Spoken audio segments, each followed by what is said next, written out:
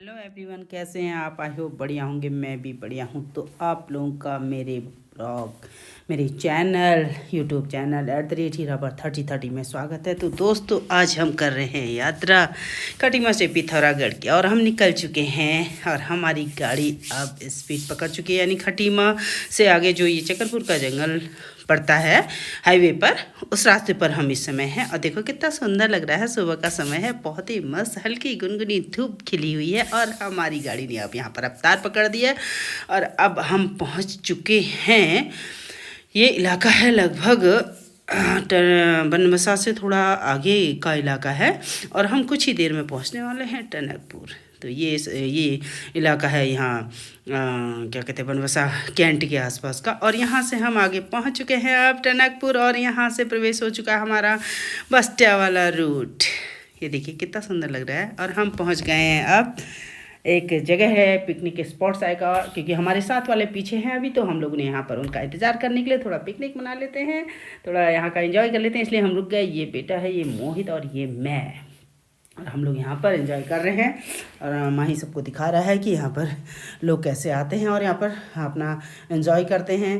नहाना, गर्मी के समय में नहाने वगैरह का भी यहाँ पर झरना टाइप का भी है, हल्का सा, मतलब पानी यहाँ पर काफ़ी मिल जाता है लोगों को। यहाँ पर अपना जो भी चीज़ें लाते हैं, कुछ लोग चिकन वगैरह वो बनाते हैं, खाते हैं, और हम लोग यहाँ पर टहल रहे हैं, अपना एंजॉय कर रहे हैं। क्योंकि हमारे साथ वाली दूसरी जो गाड़ी है वो अभी पीछे है। माही की स्पीड काफ़ी तेज़ थी, इसलिए हम यहाँ पहुँच चुके थे। तो अब हम यहाँ से आगे बढ़ने वाले हैं कुछ ही देर में, क्योंकि वो लोग भी लगभग आ चुके हैं और हमसे अब यहाँ पर हमको कवर करके आगे जा चुके हैं। तो हम लोगों ने यहाँ पर एंजॉय किया और पकड़ी अपनी गाड़ी की में बैठने के लिए। और ये हमारे भट्ट जी देखिए क्या कह रहे हैं।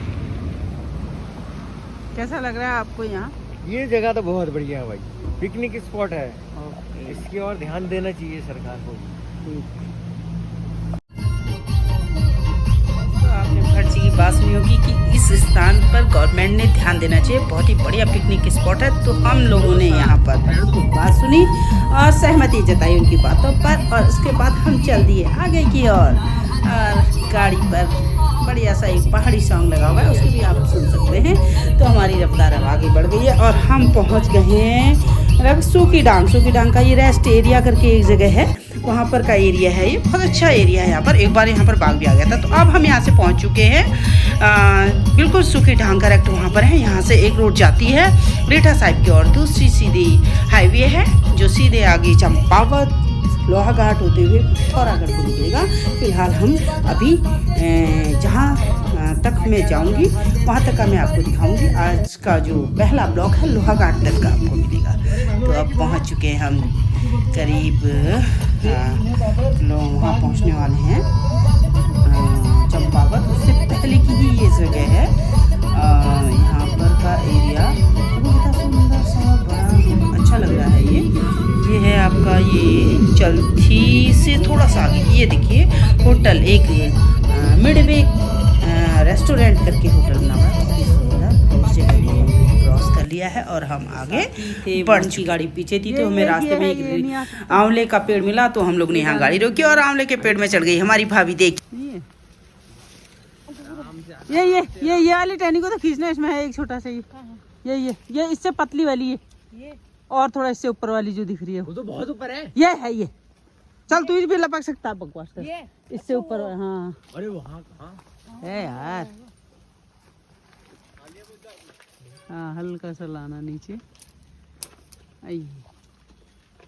ला ये खाना, मैं तब तक रोटी खा लेता हूँ। तो पता नहीं है कितने दाने। दोस्तों, सिन्याड़ी और चलती के बीच हमने आंवला तोड़ा और उसके बाद बढ़ गए हम आगे को, क्योंकि हमारे साथी अब हमसे आगे जा चुके थे। और अब हमारी गाड़ी धीरे धीरे आगे बढ़ रही थी और हम पहुंच चुके हैं। अब ये है अमोड़ी, शायद जो लोग पहचानते होंगे तो वो पहचान पा रहे होंगे इस रास्ते से, जो लोग हमेशा गुजरते हैं। तो अमोड़ी में देखिए बढ़िया सी एक बाज़ार है छोटी सी, और यहाँ पर एक कॉलेज भी, इंटर कॉलेज, हाई स्कूल सारे हैं, प्राथमिक विद्यालय सारे हैं। तो एक मतलब बढ़िया सा मार्केट लगभग यहाँ पर अमोड़ी के पास है। तो अब हमने अमोड़ी के मार्केट को क्रॉस कर चुके हैं और अब हम बढ़ गए हैं आगे की ओर। बढ़ते हुए हम पहुँचने वाले हैं स्वाला की ओर। इसके बाद अमोड़ी के पास स्वाला का स्थान तथा देखिए आसमान में कैसे बादल दिख रहे हैं कुछ पहाड़ों में इसमें आज ठंडक भी है। और इस तरह से धीरे धीरे अब हम स्वाला की ओर पहुंच चुके हैं। तो यहाँ पर ठंड अब बढ़ चुकी है। तो स्वाला से आगे हम पहुंच चुके हैं और पहुंचने वाले हैं अब हम एरिया है धौन, वहाँ से क्रॉस हो रहे हैं। तो ये एरिया भी बहुत ही सुंदर सा लगता है अपने आप में। ये देखिए बादल कितने सुंदर लग रहे हैं और हम आगे की ओर धीरे धीरे हमारी गाड़ी बढ़ रही है। और अब हम पहुंचने वाले हैं चंपावत की मार्केट की ओर। अभी तो हम लगभग पहुंचे हैं, ये चंपावत से पहले का ही इलाका पड़ता है, जहां थाना है उसके आसपास का बहुत ही सुंदर ये इलाका है। देखिए अब शहरीकरण आपको दिखेगा मेरे ब्लॉग में। अभी तक हम बिल्कुल जंगलों के बीच से हमारी गाड़ी निकलती हुई आ रही थी और अब पहुंच चुकी है मार्केट की ओर। अब आपको यहाँ घर ही घर दिखेंगे और आसमान में देखो बादल कितने प्यारे दिख रहे हैं और लगता है आज या कल में बरसात ज़रूर होगी। इसको देखते हुए, मौसम के हालात को देखते हुए ऐसा प्रतीत हो रहा है। और ये है हर्षु, इसको गहरी नींद आ रखी है क्योंकि इसको उल्टी हो रही थी, तो हमने एक टैबलेट और खिलाया तो अब ये गहरी नींद में सो रहा है क्योंकि इसको बहुत प्रॉब्लम हो रही थी गाड़ी में। वैसे से होती नहीं थी, ऐसा पहली बार हुआ इसके साथ, तो इसकी वो टैबलेट दी, दोबारा टैबलेट दी गई तो तब से ये सोया हुआ है आराम से गले में सराना टाइप का लगा के। और अब हम पहुंच चुके हैं मार्केट। ये देखिए कैसा लग रहा है, कितना सुंदर लग रहा है ना। चारों ओर पहाड़ियों के बीच में चंपावत का मार्केट बहुत ही सुंदर लगता है। तो अब हम बिल्कुल मार्केट में, ये टैक्सी स्टैंड दिख रहा है, यहाँ पर टैक्सियाँ खड़ी हुई हैं। अब पहुँचने वाले हैं बीच बाज़ार में चंपावत की। हम लोग कुछ ही देर में पहुँच जाएंगे। तो गाइस अब हम पहुंच गए हैं चंपावत मार्केट में। यहाँ पर मार्केट में हम कुछ देर रुके और हमने यहाँ पर